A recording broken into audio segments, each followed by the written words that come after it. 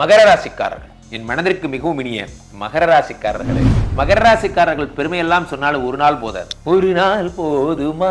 ஏன் குருஜி? ஏன்னா 7.5 சனியவே 9 வருஷம் டிராவல் பண்ண ஒரே ஒரு இரும்பு இதயம் உங்களுக்கு தான். அந்த மாதிரி சனியுடைய சில்ட்ரனா இருந்தாலும் சனி நேர்மை தவறாதவர்னு காட்டுறதுக்காகவே உங்களை தண்டிப்பார். ஆனால் அதெல்லாம் முடிஞ்சு போச்சு. பெரிய நன்றி சொல்லணும்.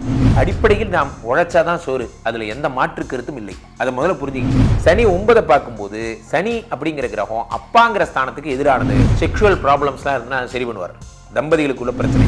இதுல ஒரு விஷயம் என்னன்னா, இந்த 12 கூடிய குரு பகவான் 6ஆம் இடத்தில் மறைகிறார். விபரீத ராஜ யோகத்தை உண்டு பண்ணுகிறார். தனஸ்தானத்தில் இருக்கக்கூடிய ராகு பெரும் சொத்தை தருகிறார். 2ஆம் இடத்து ராகு உங்களை பிரிக்கிறது பண்ணுவார். நான் போறேன், நான் அங்க போறேன், ஃபாரின் போறேன், அதெல்லாம் போகாதீங்க, எல்லாம் இது வேண்டாம். பெரிய விஷயங்கள்லாம் நடக்க போது. உங்களை விட்டு சனி போயாச்சு, சந்தோஷம். இனிமே சிரிச்சுக்கிட்டே இருக்க போறீங்க. உலகெங்கிலும் இருக்கும் பக்தி இன்ஃபோ நேயர்கள் அனைவருக்கும் வணக்கம். நான் உங்கள் ராம்ஜி. அப்படி இப்படி வெயிட் பண்ணி கடைசியா தமிழ் புத்தாண்டு வந்தாச்சு. என்ன குருஜி சொல்றீங்க, தமிழ் புத்தாண்டு வந்தாச்சா? ஆமா, இப்பதான் நியூ இயர் முடிஞ்சாப்புல இருக்கு, அதுக்குள்ள தமிழ் புத்தாண்டு வந்தாச்சு. வருஷா நம்ம இதே தான் சொல்றோம். நியூ இயர் முடிஞ்சாப்புல இருக்கு, தமிழ் புத்தாண்டு வந்தாப்புல இருக்கு. அப்படி திரும்பி பார்த்தா ஜூன் ஆயிருது, அப்படி திரும்பி பார்த்தா அடுத்து நியூ இயர் வந்துருது. ஸோ எதுக்கு சொல்லணும், நம்ம ஒருவேளை வேகமா போறோமா இல்ல காலம் நம்ம விட்டு வேகமா போயிட்டு இருக்கான்னு தெரியல. இந்த வருடம் ஒரு முக்கியத்துவமான வருடம். 3 பெயர்ச்சிகள் நடந்திருக்கக்கூடிய ஒரே வருடம்.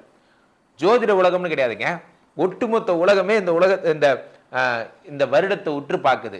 காரணம் என்ன அப்படின்னா, சனி பயிற்சி இப்பதான் ஒரு பெரிய சர்ச்சைக்கு அப்புறம் வாக்கியமா தெரிக்கணுமா, அப்படியா இப்படியெல்லாம் நடந்து முடிஞ்சு மார்ச் 29 சனி பகவான் கும்பத்திலிருந்து மீனத்துக்கு போயிட்டார்.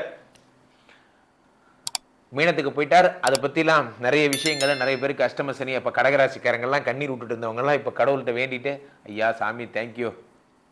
ஸோ இந்த மாதிரி 7.5 சனி முடிஞ்செல்லாம் மகர ராசிக்காரங்களாம் 7.5 சனி முடிஞ்சு போச்சு, ரொம்ப நன்றிங்க ஐயா அப்படிங்கிற மாதிரி. ஸோ இது இப்போதான் முடிஞ்சுது. அதுக்கப்புறம் குரு வரார், அதுக்கப்புறம் ராகு வரார். இப்போதான் சனி வந்திருக்கார், அடுத்து குரு வரார். ஆக மொத்தம் மே மாதம் வரைக்கும் எங்களை பிஸியாகவே வச்சிருப்பீங்க. அப்படிலாம் ஒன்றும் கிடையாது. இப்போ நம்ம பேச போகிற தமிழ் புத்தாண்டு பலன்களில் இந்த 3 பெயர்ச்சிகளையும் இன்க்ளூட் பண்ணி ஒரே பதிவாக சொல்ல போகிறோம். நன்றாக புரிந்து கொள்ளுங்கள் நண்பர்களை. லங்ஸை தனியாக பார்க்கும்பொழுது இதனுடைய ரிப்போர்ட் வேற, ஹார்ட் தனியாக பார்க்கும்போது ரிப்போர்ட் வேற, கிட்னி தனியாக பார்க்கும்போது ரிப்போர்ட் வேற. ஆனால் ஒரே மாஸ்டர் ஹெல்த் செக்அப் எடுக்கும்போது உடம்பை பற்றிய தரோ ரிப்போர்ட் எப்படி உங்களுக்கு கிடைச்சிருதோ, சனி பயிற்சின்னு பார்க்கும்போது பலன்கள் மாறுபடுகிறது, குரு பயிற்சின்னு பார்க்கும்போது பலன்கள் மாறுபடுகிறது, ராகுகேது பயிற்சின்னு பார்த்தா பலன்கள் மாறுபடும். இப்படின்னு நீங்க நினைச்சீங்கன்னா இது 3த்தையும் சேர்த்து ஒரே பயிற்சியாக ஒரே பலனாக நாம் தமிழ் புத்தாண்டு பார்க்கணும். நம்ம பக்தி இன்ஃபோ பொறுத்த வரைக்கும் பிரம்மாண்ட விஸ்வரூபம் அடையக்கூடிய ஒரு சேனல்னா இந்த பக்தி இன்ஃபோ தான். எல்லாம் வல்ல எம்பெருமான் விஷ்ணுமாயா அருளாலே இந்த பார்த்து கொண்டிருக்கும் நேயர்கள் எல்லாம் சப்ஸ்கிரைப் பண்ணுங்க, லைக் பண்ணுங்க, ஷேர் பண்ணுங்க. இந்த சேனல் நிறைய நல்ல விஷயங்களை தினமும் தாங்கி வருகிறது. உங்களுக்கு சொல்ல இதுல ஒரு முக்கியமான விஷயம், தொடர்ந்து உங்களோட பிரயாணிக்க போறேன். ஐம் ஷூர் ஒவ்வொரு நாள் காலையில் உங்களை இந்த சேனல் வழியாக சந்திக்க போறேன். உலகெங்கும் இருக்கும் ரசிகர்கள் எல்லாம் இதுல சப்ஸ்கிரைப் பண்ணிக்கோங்க கீழே. ஸோ அப்போ நம்ம என்ன சொல்றோம்னா, இந்த வருடம் சுக்கிர பகவான் உச்சம் பெற்று மீனத்தில் ரொம்ப நாள் டிராவல் பண்ண போறார். இந்த வருடம் ஒரு 3-4 மாதம். செவ்வாய் பகவான் நீச்சம் பெற்று ரொம்ப நாள் இருக்க போறார். ஏன் சார் நீச்சம் ஆகிறாரு, அது அவர்கிட்ட தான் கேட்கணும். ஆனா நீச்சம் ஆகிறார் என்ன. அப்போ குரு பகவான் சாமானிய மனிதனை அப்போ நிம்மதியாவே இருக்க முடியாது அப்படின்னு கிடையாது. இதெல்லாம் வச்சு சொல்றதுக்கு தான் நம்ம இருக்கோம், அதுக்கு தான் நம்ம சேனல் இருக்கு. நீங்க தொடர்ந்து பார்த்தா போதும். ஸோ அவ்வகையில ஒவ்வொரு ராசிக்கும் யாரெல்லாம் குழந்தை பெற்றுக்க போறீங்க, யாருக்கெல்லாம் இல்லற வாழ்க்கை சந்தோஷமாக போகிறது, யாருக்கெல்லாம் திருமணமாக போகிறது, வெளிநாடு செல்ல போகிறது யாரு, யாருக்கெல்லாம் குபேர யோகம் கிடைக்க போகுது போன்ற விஷயங்கள்லாம் பார்க்க போறோம். ஒவ்வொரு ராசி ரீதியாக பார்த்துவிடும். மகர ராசிக்காரர்கள், என் மனதிற்கு மிகவும் இனிய மகர ராசிக்காரர்களே, மகர ராசிக்காரர்கள் பெருமையெல்லாம் சொன்னாலும் ஒரு நாள் போதாது. ஒரு நாள் போதுமா? ஏன் குருஜி? ஏன்னா 7.5 சனியவே 9 வருஷம் டிராவல் பண்ண ஒரே ஒரு இரும்பு இதயம் உங்களுக்கு தான். நீங்கெல்லாம் என்னதான் சனியோட சில்ட்ரன்ஸா இருந்தாலும் ஒரு வாத்தியார் இருக்காருன்னு வச்சுக்கோங்களேன். இந்த வாத்தியார் ஒரு கிளாஸ் ரூம்ல ஒரு டீச்சரா இருக்காரு. அவரோட பையனே அந்த ஸ்கூல்ல படிக்கிறான்னு வச்சுக்கோங்க. அந்த பையன் ஒவ்வொரு கிளாஸா மாறி அந்த வாத்தியார்கிட்டே கிளாஸ்க்கு வரா. அதாவது அவர் 10th கிளாஸ் டீச்சர், அவங்க அப்பா அந்த ஸ்கூலோட வாத்தியார். அங்கேயே படிப்புக்கு சேர்றான்னு வச்சுக்கோங்க. எல்லாரும் முன்னாடி அந்த பையனை போட்டு அடி அடிப்பாரு. ஏன் தெரியுமா? அப்பதான் அவர் நேர்மையானவர்னு 10 பேர் நினைப்பான். சொந்த பையனு கூட பார்க்காம இந்த அடி அடிக்கிறாரே, இந்த மாதிரி ஒரு சார் கிடைக்க நம்ம கொடுத்து வச்சிருக்கணும். ஓ, உனக்கு பையனாக பிறந்ததுக்கு நான் யாருக்காவது ஸ்டூடெண்ட்டாகவே இருந்திருக்கலாம். இவர் நேர்மைன்னு காட்டுறதுக்காக உங்களை தண்டிப்பார். அந்த மாதிரி சனியுடைய சில்ட்ரனாக இருந்தாலும் சனி நேர்மை தவறாதவர்னு காட்டுறதுக்காகவே உங்களை தண்டிப்பார்.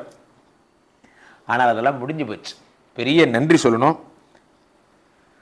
மகர ராசிக்காரர்கள்லாம் இப்போ தான் 7.5 சனி முடிஞ்சு அடுத்து மீனத்துக்கு போயிருக்காரு. இல்லை முடியாது முடியாது முடியாது முடியாது, நான் வாக்கியத்தை தான் ஃபாலோ பண்ணுவேன். ஓகே ஓகே, உங்களுக்கு ஒரு 1 இயர் இருக்குது. திருக்கணிதம் ஃபாலோ பண்ணுறவங்களுக்கு மட்டும் சனி பயிற்சி முடிஞ்சு போச்சுன்னு நினச்சிங்க. இல்லை எனக்கு திருக்கணிதம் மாற்றிட்டீங்களா? Very good. சனி போனால் போதும் இல்லை, வாழ்க்கையில் எல்லாருடைய ஆசையும் அதான் நண்பர்களே. சனியோ குருவோ ஏதோ எனக்கு நல்லது நடந்தால் சரி. அடிப்படையில் நாம் உழைச்சாதான் சோறு, அதில் எந்த மாற்று கருத்தும் இல்லை. அதை முதல்ல புரிஞ்சுங்க. எந்த கிரகமும் வந்து ஜிம் பூம்பாலாம் பண்ணிடாது, அதையும் புரிந்து கொள்ளுங்கள். ஆனால் எந்த நேரத்தில் எந்த சப்போர்ட்டில் உஷாராக இருக்கணும், அதுக்கு தான் நீங்கள் பார்க்கணும். ரூல்ஸ் புக்கை எப்போ படிக்கணும், டோன்ட்ஸ் தான் நீங்கள் படிக்கணும். டூஸ் உங்களுக்கே தெரியும், டோன்ட்ஸ் எதுன்னு தெரிஞ்சுக்கிட்டா போதும். என்ன டோன்ட்ஸு? 3ஆம் வீட்டில் இருக்கக்கூடிய சனி பகவான் 3, 4, 5 பார்த்து குழந்தை தரப்போகிறார். 9ஆம் இடத்தை பார்க்க, இங்கே தான் ஆபத்து. இதுதான் நான் சொல்ல வந்தேன். சனி 9 பார்க்கும்போது சனி அப்படிங்கிற கிரகம் அப்பாங்கிற ஸ்தானத்துக்கு எதிரானது என்பதால் அப்பாவுக்கு உடம்பு சரியில்லைன்னா ஃபுல் அட்டென்ஷன் கொடுங்க.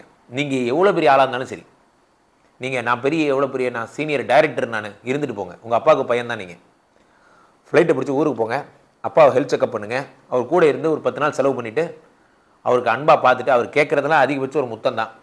அவர் கூட இருந்துட்டு அவருக்கு வேட்டி சட்டெல்லாம் வாங்கி கொடுத்துட்டு சந்தோஷமாக திரும்பி வாங்க. சனி ஜில்லுன்னு ஆயிடுவார். சனி உங்கள்கிட்ட எதிர்பார்க்குறது நீங்கள் அட்டென்ஷன் கொடுக்குறீங்களா இல்லையாங்கிறது தான். அட்டென்ஷன் கொடுத்துட்டீங்கன்னா விட்டுருவார். நம்ம அப்பா தானே, ஒன்றாவாது.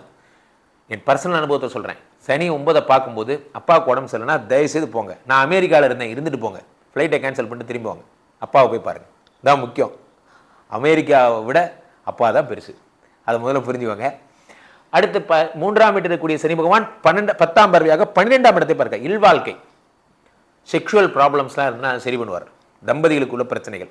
இதில் ஒரு விஷயம் என்னன்னா, இந்த 12 கூடிய குரு பகவான் 6ஆம் இடத்தில் மறைகிறார். விபரீத ராஜ யோகத்தை உண்டு பண்ணுகிறார். விபரீத ராஜயோகம். செலவை கொடுக்கக்கூடியவனே சம்பாதித்து கொடுக்க ஆரம்பிச்சிட்டான். அப்போ என்ன ஆகும்னா, வருமானம் பல மடங்கு ஆகும். பல யோகங்கள் தருகிறது. அடுத்து 12 கூடியவன் 6ஆம் இடத்தை இருந்து மறைங்குவதால் 6லிருந்து 5ஆம் பார்வையாக உங்களுடைய 11ஆம் இடம், 6லிருந்து 7ஆம் பார்வையாக உங்களுடைய 12ஆம் இடம், 6லிருந்து 9ஆம் இடமாக உங்களுடைய 2ஆம் இடம். 2ஆம் இடமாகப்பட்ட தனஸ்தானத்திலே குரு பார்க்கிறார். தனஸ்தானத்தில் ராகு இருக்கிறார். தனஸ்தானத்தில் இருக்கக்கூடிய ராகு பெரும் சொத்தை தருகிறார். நன்றாக புரிந்து கொள்ள வேண்டும். 2ஆம் இடத்தில் இருக்கக்கூடிய ராகு.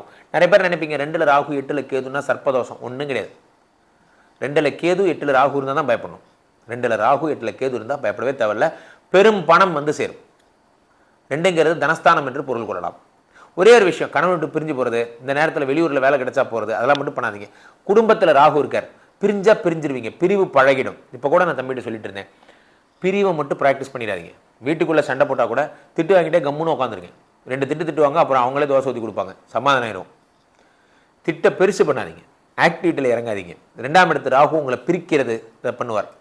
நான் போகிறேன், நான் அங்கே போகிறேன், ஃபாரின் போகிறேன், அதெல்லாம் போகாதீங்க, எல்லாம் எதுவும் வேண்டாம். அந்த முடிவெல்லாம் வேண்டாம். எவ்வளோ உதவாங்கினாலும் வீட்டுக்குள்ளேயே தான் எதாக இருந்தாலும் 2 நாள் திட்ட போகிறாங்க, 3ஆம் நாள் டயர்டாக போகிறாங்க, வெள்ளை குறிக்கு மீண்டும் வேலை. ஆனால் கடைசி வரைக்கும் நம்ம ஆண்கள் நிலைமை இப்படி தான் இல்லை குருஜி. ஆமாம், கண்டிப்பாக குருஜிக்கு மட்டும் இந்த நிலைமை இல்லை. அமெரிக்காவில் 30வது மாடியில் இருக்கிற ஒருத்தருக்கும் இதே நிலைமை தான். நீங்கள் உலகம் போல் யாரை வேணால் கேட்டு பாருங்க. நான் இப்போ கூட தம்பிகிட்ட கேட்டேன், உங்கள் வீட்டில் மீனாட்சியா நடராஜரா? இது என்ன சார் ஆப்ஷன், அசிங்கமாக இருக்குது. ஆல் ஹவுஸ் மீனாட்சி தான். 2ஆம் வீட்டில் இருக்கக்கூடிய ராகு வருவதால் பிரிக்க முயற்சி பண்ணுறாரு, அதை மட்டும் செய்யாதீங்க. மற்றபடி பெரிய விஷயங்கள்லாம் நடக்க போகுது. உங்களை விட்டு சனி போயாச்சு, சந்தோஷம். இனிமே சிரிச்சுக்கிட்டே இருக்க போறீங்க. பக்தி இன்ஃபோ சேனல் தொடர்ந்து பாருங்க. யாரெல்லாம் பக்தி இன்ஃபோ சேனலை பார்க்கிறீர்களோ அவர்களுக்கெல்லாம் தெய்வத்தினருள் நேரடியாக கிடைக்கும். இது என்ன புதுசாக இருக்கு? ஆமாம், சப்ஸ்கிரைப் பண்ணுங்க, உங்களுக்கே தெரியும்.